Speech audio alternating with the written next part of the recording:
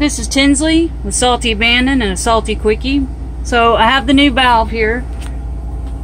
This one is plastic and it's a little different. It's got a little handle to it. So when I need to bleed the line, I just turn this and it goes right into this bucket. Whereas before, I had to turn the little petcock, is what it's called, and it would leak into the locker because this is too low to put anything under it.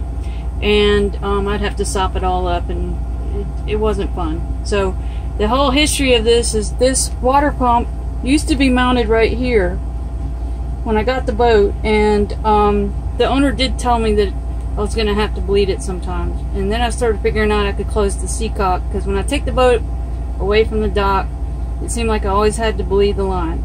So, and he said it would, you know, go in through the through hole and get air up there. So that does work most of the time. But we got this lowered to try that, maybe below the water line. But still, I would still have to do it, still have to bleed the line. But definitely closing the seacock, I have better odds not having to bleed the line. But if I do, this is a lot easier. Also, the guy that helped me put this back in, helped me take it out and put it back in, said this is really fragile right here. This whole thing, because it's all kind of, the pressure goes on this right here. And if that breaks, he was not real happy of what might happen. So I cut this hose, taped it together and stuck it under there, and that gives it a little something to rest on, because when I start messing with this, it puts a little pressure on it.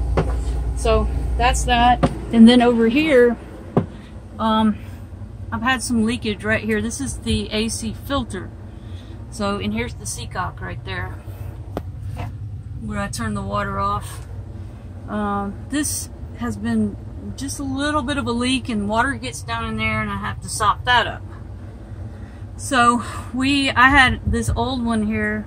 I had to get a new screen for this filter, and you have to buy the whole thing together. So I had the old one, we put it on there, but it's still just leaking just a little bit. So I asked him, I said, what do I do if it's still leaking? He said, just buy a whole new one. So I guess that's what I'm gonna be doing. Looks like it's a little better, but there is some water leaking down in there. So anyway, when I leave the boat, I close that seacock. I don't leave the air running if I'm going to be gone for a while. I'm glad to have this situation a little bit better.